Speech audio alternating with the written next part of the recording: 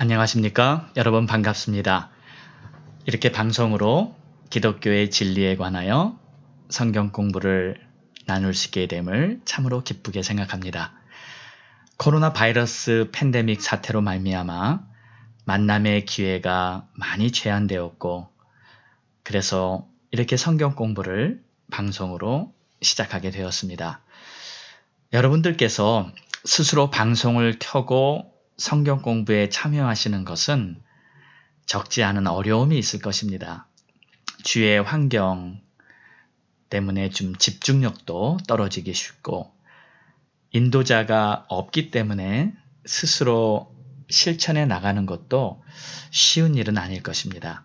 그러나 약 30분 가량 되는 이 시간에 여러분이 최선을 다해서 집중해서 주님의 말씀을 얻으려 한다면 정말 이 성경 공부 시간은 여러분에게 참으로 유익한 시간이 될 것임을 확신합니다. 말씀을 들으시면서 노트도 하시고 잘 정리해 놓으시면서 여러분 자신에게 아주 큰 영적 자산이 되게 하십시오. 또 잘 들으신 후에는 주위에 전해 주실 분들에게 전달해 주시면서 전도용으로도 쓰실 수 있습니다. 전달하는 것은 여러분들의 몫이며, 이 말씀을 듣는 자에게 은혜를 주시는 분은 하나님께서 하실 것입니다. 앞으로 약 10번에 걸쳐서 전하고자 하는 이 기독교 진리는 우리 갈보리 교회의 은혜의 만남을 기초로 한 내용입니다. 이 강의들은 기독교 진리의 가장 기초적인 부분이지만 모두에게 참된 신앙을 갖기 위해서 반드시 습득하고 또 자신이 스스로 점검해 보아야 할 중요한 부분이기도 합니다. 아무쪼록 이 강의를 듣는 모든 분들에게 주님의 평강과 은혜가 넘치게 되시기를 간구합니다. 이번 첫 번째 강의는 서론에 해당하는 부분입니다. 왜 기독교 신앙은 모든 사람에게 꼭 필요한 것인가에 대한 말씀을 나누겠습니다. 대개 사람들은 아무리 좋은 것이 있어도 자기에게 필요한 것이 아니라면 전혀 관심을 갖지 않습니다. 최고의 암 치료제가 있다 해도 자신이 암에 걸린 사람이 아니면 관심을 갖지 않은 것과 마찬가지죠. 그러나 필요성을 알기만 한다면 누구든지 꼭 얻고자 할 것입니다. 누구나 비행기를 타려고 공항에 나가는 사람이라면 반드시 여권이 필요한 것처럼 기독교 신앙이 꼭 필요한 것인 줄 안다면 모든 사람들은 당연히 신앙을 갖고자 할 것입니다. 그런데 왜 많은 사람들이 이처럼 꼭 필요한 신앙을 갖고자 하지 않을까요? 거기에는 이유가 있습니다. 사람들은 잘못된 선입견을 가지고 있습니다. 그래서 기독교 신앙을 기피하거나 혹은 무관심한 태도를 보이는 것이죠. 사람들은 기독교 신앙이란 의지할 데 없는 연약한 사람들이 만들어 놓은 허구라고 생각합니다. 그래서 노약자나 불쌍한 처지에 있는 사람 혹은 어려움을 당한 사람들이 무엇인가를 의지하기 위하여 종교라는 것을 만들었다고 생각합니다. 그러나 기독교는 인간이 만든 종교가 아니며 엄연히 인간을 만드신 하나님이 존재하고 계십니다. 그리고 하나님은 지금도 살아계시기 때문에 우리는 하나님을 만날 수도 있는 것입니다. 또 사람들은 이러한 오해를 하고 있습니다.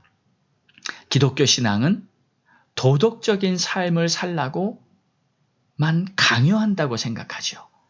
그래서 교회 목사님을 마치 도덕 선생님처럼 생각하거나 혹은 순경이나 판검사를 연상하곤 합니다.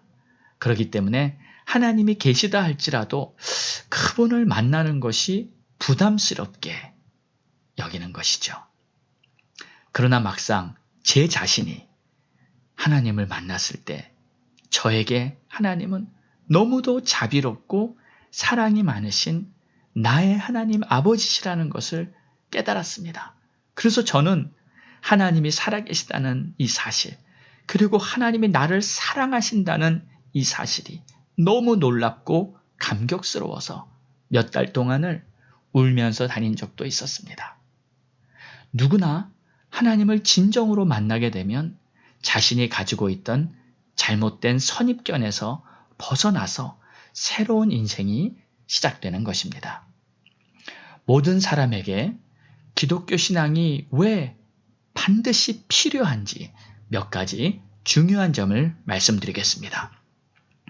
첫째로 기독교 신앙은 모든 사람이 가치 있는 삶을 살기 위하여 필요한 것입니다.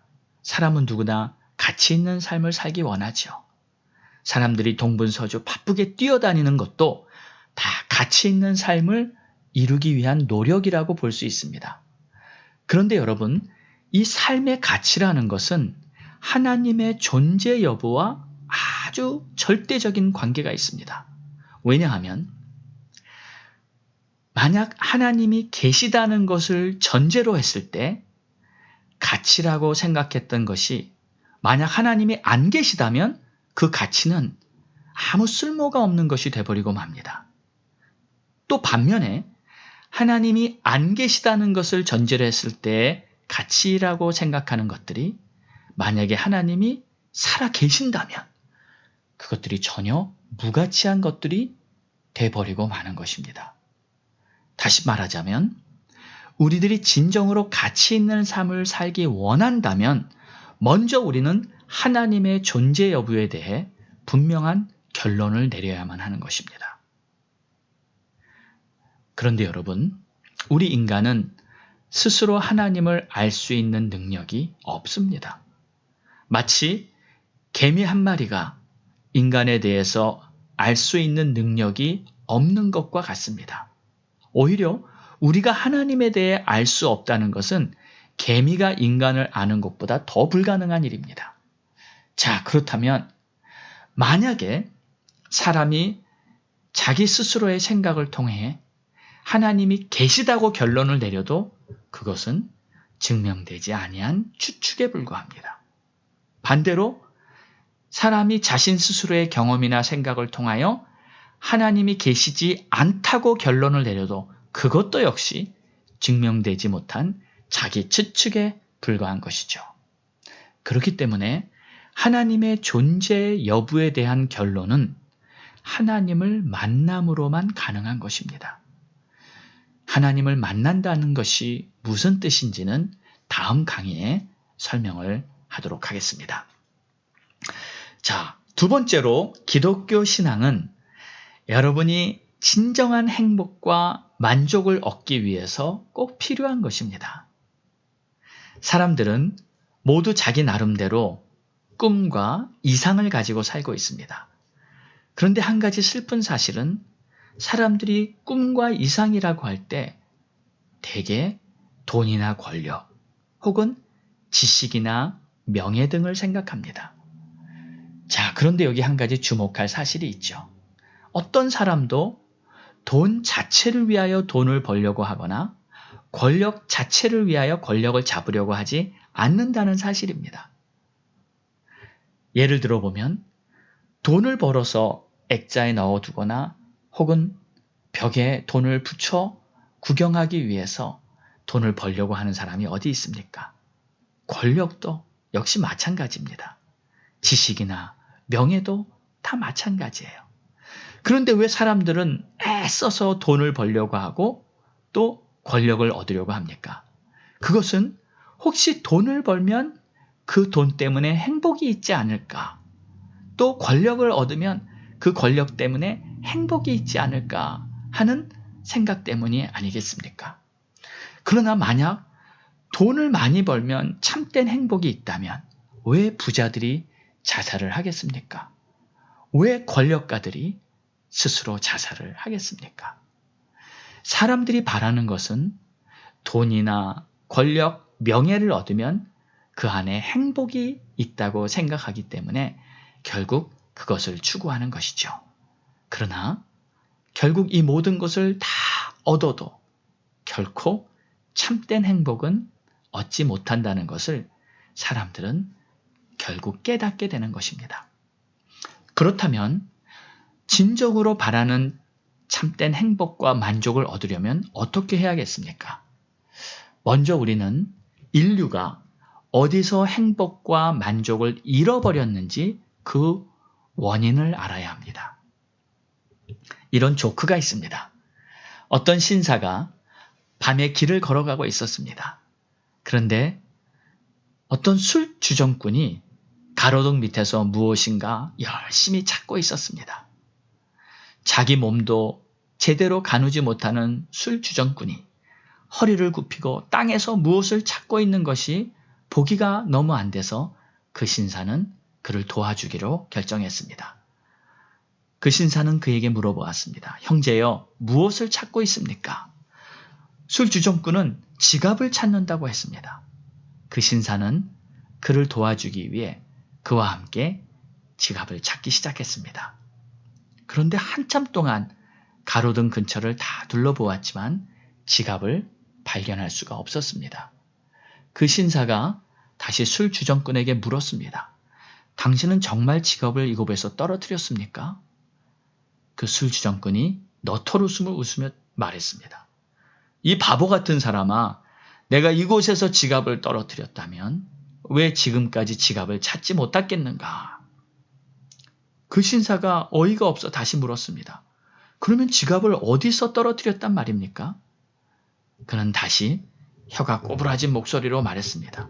저쪽 길 모퉁이에서 떨어뜨렸지. 그 신사는 정말 어처구니가 없었습니다. 그러면 그곳에 가서 지갑을 찾아야지 여기서 찾으면 어떡합니까?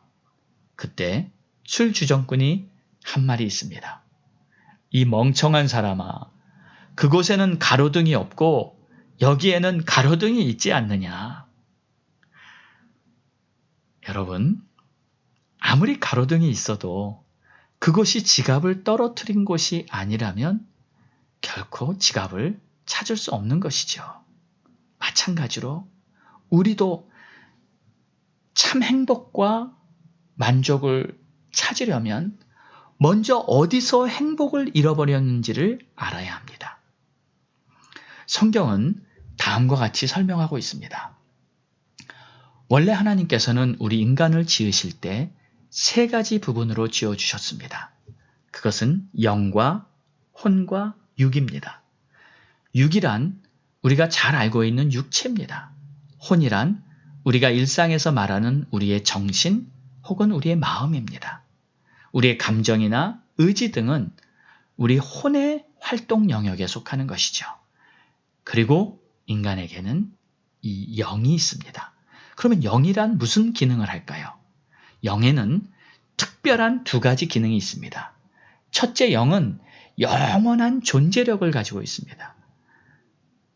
본래 인간의 영은 하나님의 영이 들어와서 된 것입니다. 따라서 영은 하나님의 속성을 따라 영원히 존재하게 되어 있는 것입니다. 동물은 혼과 육으로만 구성이 되어 있기 때문에 육의 호흡이 끊어지면 그 존재가 사라집니다. 그러나 사람은 그렇지 않습니다. 비록 육체의 생명이 끊어져도 인간의 혼은 영과 함께 영원히 존재하게 되어 있는 것입니다.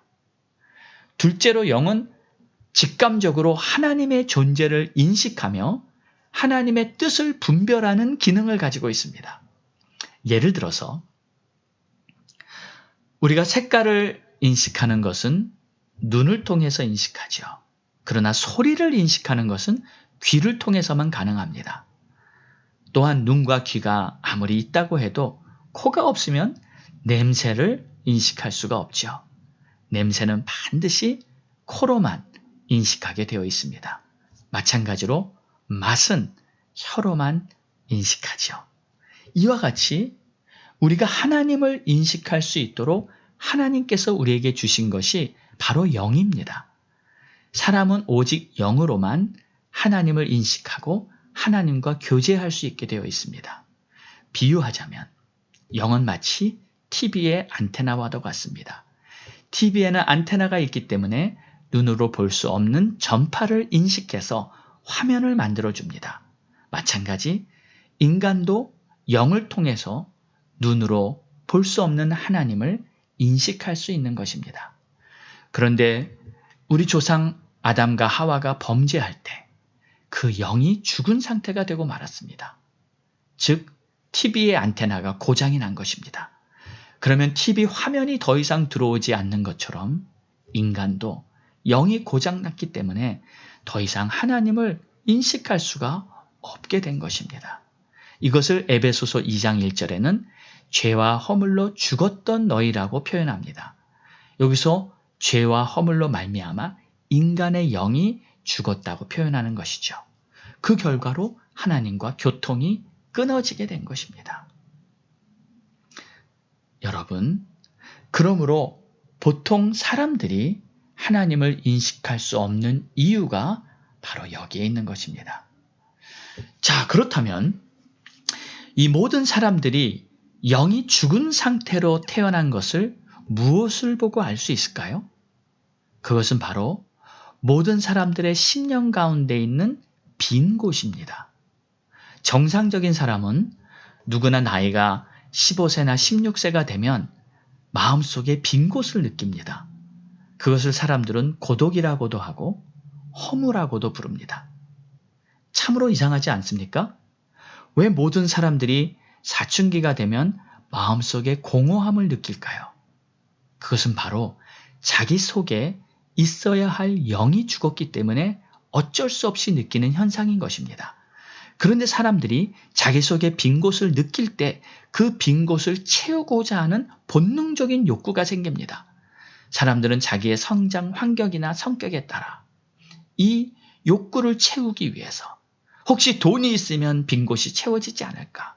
혹시 지식이 있으면 이 빈 곳이 채워지지 않을까 하며 열심히 본능의 욕구를 채웁니다. 그래서 사람들은 돈이나 권력, 지식, 명예들을 자기의 이상으로 삼고 일생을 살아가게 되는 것이죠. 그런데 사람들 속에 있는 이 빈 곳을 채우는 길이 무엇이겠습니까? 그것은 바로 죽어있는 우리의 영이 다시 살아나는 길밖에 없는 것입니다. 그래서 성경은 성령을 받아라 혹은 거듭나야 한다라고 말씀하고 있는 것입니다. 모든 사람들은 자신 안에 있는 영이 다시 회복될 때 참된 행복과 만족을 얻게 되는 것입니다. 자, 세 번째로 기독교 신앙은 여러분이 영원한 생명을 얻기 위하여 반드시 필요한 것입니다. 사랑하는 여러분, 영원한 생명이란 무엇이며 왜 여러분이 영원한 생명을 꼭 얻으셔야 하는지 잠시 설명을 하겠습니다. 여러분의 삶에서 여러분에게 가장 중요한 것이 무엇이라고 생각하시나요? 그것은 바로 나 자신입니다. 세상에 아무리 귀중한 것이 많이 있다 할지라도 나 자신이 존재하지 않는다면 아무 소용이 없기 때문입니다. 그런데 사람들은 이렇게 중요한 나 자신에 대해 전혀 생각하지 않고 살아가고 있습니다. 이것은 대단히 어리석은 일이죠. 우리가 참다운 삶을 살기 원하고 참다운 행복을 얻기 원한다면 반드시 먼저 내가 누군지를 알아야만 합니다. 우리가 흔히 나라고 할 때 나 자신에는 두 가지 종류의 내가 있습니다. 하나는 거울로 볼 수 있는 나요. 또 다른 하나는 거울로 볼 수 없는 나입니다. 거울로 볼 수 있는 나란 나의 육체를 말하는 것이고 거울로 볼 수 없는 나란 나의 영혼을 말합니다. 사람들은 거울로 보이는 것이 육체이기 때문에 당연히 육체가 나라고 생각합니다. 그러나 육체는 결코 참다운 나가 될 수 없습니다. 육체가 내 자신이 될 수 없는 이유를 두 가지만 생각해 보겠습니다. 첫째로, 이 육체는 세포로 구성되어 있습니다. 그런데 이 세포는 신진대사를 하죠. 피부세포는 약 2, 3년에 한 번씩 묵은 세포가 다 죽고 새로운 세포로 바뀐다고 합니다. 우리 몸속에서 가장 신진대사가 느린 세포가 뇌세포나 골수세포인데 뇌세포나 골수세포도 약 20년이면 다 모든 것이 교체가 된다고 합니다. 그렇다면 만약에 육체가 나라면 나는 20년 전의 나를 지금의 나와 동일한 나라고 주장할 수 있는 근거가 없어지고 맙니다. 그러나 우리는 엄연히 20년 전의 나나 10년 전의 나나 혹은 60년 전의 나 자신이 지금의 나와 동일하다는 것을 알고 있습니다. 어떻게 그것이 가능합니까? 그것은 비록 육체는 다 변화버리지만은 이 변하는 육체 속에 변하지 않는 나 자신이 있기 때문에 가능한 것이죠. 이 변하지 않는 나를 성경에서는 나의 영혼이라고 부르고 있습니다. 육체가 나 자신이 아니고 그 속에 있는 영혼이 바로 나 자신인 것입니다. 육체는 늙지만 늙어가는 우리의 육체 속에 늙지 않는 마음이 있는 것을 보고 알 수 있습니다. 만약에 육체가 나라면 육체가 늙으면서 마음도 함께 늙어야 하는데 그렇지 않습니다. 아무리 육체가 늙어도 결코 늙지 않는 마음이 우리 속에 있는 것입니다. 어떤 원시인이 처음 탱크가 지나가는 것을 보면 그는 탱크가 스스로 간다고 생각할 것입니다. 그러나 우리는 너무나 잘 알고 있습니다. 탱크가 스스로 가는 것이 아니라 탱크 속에 있는 조종사가 있어서 그가 탱크를 조종하기 때문에 탱크는 앞으로도 가고 좌로도 가고 혹은 멈추기도 하는 것입니다. 육체는 물질입니다. 물질은 본래 느낄 수가 없고 생각할 수가 없고 또한 스스로 행동할 수가 없는 것입니다. 그러나 육체 속에 그 무엇이 있어서 끊임없이 느끼며 생각하며 또 행동하게 하고 있는 것입니다. 성경은 그것이 바로 나의 영혼이며 그것이 진정한 나라고 말씀하는 것이죠. 그렇기 때문에 우리는 육체와 영혼의 관계를 올바로 알아야 합니다. 육체는 집이고 영혼은 그 집 속에 살고 있는 주인과도 같습니다. 그래서 고린도후서 5장 1절에 육체는 장막집이다. 임시 거주지 같은 것이다. 라고 말씀하고 있습니다. 우리가 육체와 영혼의 관계를 올바로 알 때 비로소 우리는 육체의 죽음이 무슨 뜻인지도 알게 됩니다. 사람들은 이 육체를 나라고 생각하기 때문에 육체의 숨이 끝나면 나의 존재도 끝난다고 생각하지만 그렇지 않습니다. 고린도후서 5장 8절에는 육체의 죽음이란 육체 속에 거하는 나의 영혼이 이제 육체를 떠나가는 것이라고 성경은 말씀하십니다. 그래서 육체의 죽음은 끝나는 것이 아니라 떠나는 것입니다. 그러면 이제 주인이 없는 집이 썩어서 허물어지는 것처럼 영혼이 없는 육체도 썩어서 흙으로 돌아가는 것이죠. 그러나 우리의 영혼은 육체를 떠난 후에도 영원히 존속하게 되어 있기 때문에 영원한 존재력을 가지고 살아가는 것입니다. 그런데 이 진정한 나인 나의 영혼이 육체를 떠나 영계로 들어갈 때 가는 곳이 어딜까요?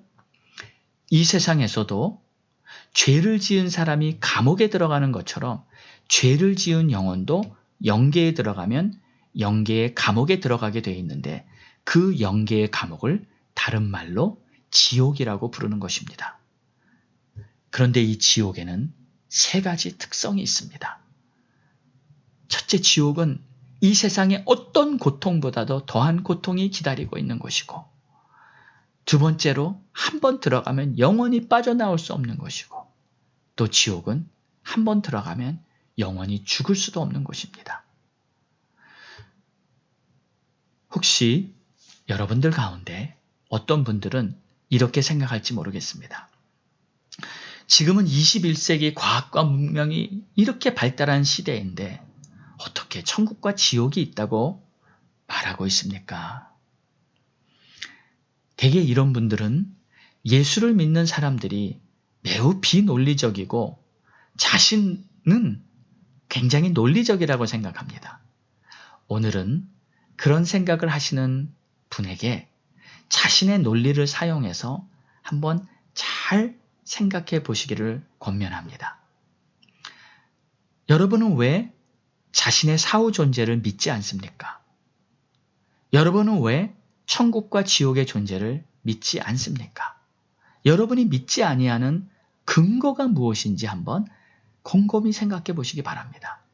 만약에 여러분이 사후 존재를 믿지 않고 천국과 지옥을 믿지 못하는 이유가 있다면 그것은 딱 한 가지.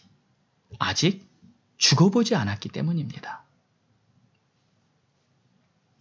콜럼버스가 미 대륙을 발견하기 전에 사람들은 미 대륙이 있는 것을 알지도 못했고 믿지도 않았습니다. 왜냐하면 가보지 않았기 때문이죠.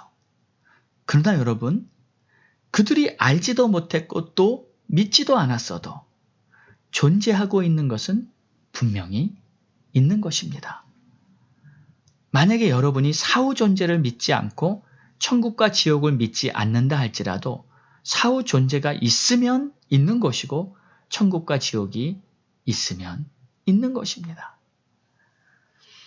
또 어떤 분은 이렇게 생각할 것입니다. 만약에 하나님이 계시다면 그분은 사랑의 하나님이실 텐데 사람들이 죄를 좀 지었기로 그렇게 무서운 지옥을 만들어 놓고 기다릴 수가 있을까? 그렇습니다. 하나님은 사랑이십니다. 그렇기 때문에 하나님은 비록 우리가 죄를 지었어도 우리를 지옥에 보내실 수가 없으셔서 그분이 2000년 전에 육신을 입으시고 이 땅에 오셔서 우리가 받아야 할 벌을 대신 받고 십자가를 지고 돌아가신 것입니다. 그렇기 때문에 성경에서 말씀하시는 복음이란 바로 2000년 전에 하나님 자신이 우리가 받아야 할 벌을 다 받아주셨기 때문에 너는 그 사실을 믿고 영원한 시간을 지옥에서 보내지 말고 하나님이 계신 천국에서 보내라는 것입니다. 하나님이 이 땅에 육신을 입고 오셨다든지 또 그분이 우리의 벌을 대신 받아주시기 위하여 십자가를 지셨다든지 그 부분에 대한 내용은 다음 시간에 자세히 설명을 하겠습니다. 사랑하는 여러분, 우리는 가치 있는 삶을 위하여 또 우리가 추구하는 참된 행복을 얻기 위하여 기독교 신앙이 꼭 필요한 것입니다. 그리고 무엇보다도 영원한 생명을 얻고 나를 창조하신 하나님 아버지를 천국에서 만나기 위하여 반드시 필요한 것입니다. 다음 시간에 예수 그리스도에 대하여 더 자세한 내용을 함께 나누도록 하겠습니다. 사랑합니다. 축복합니다.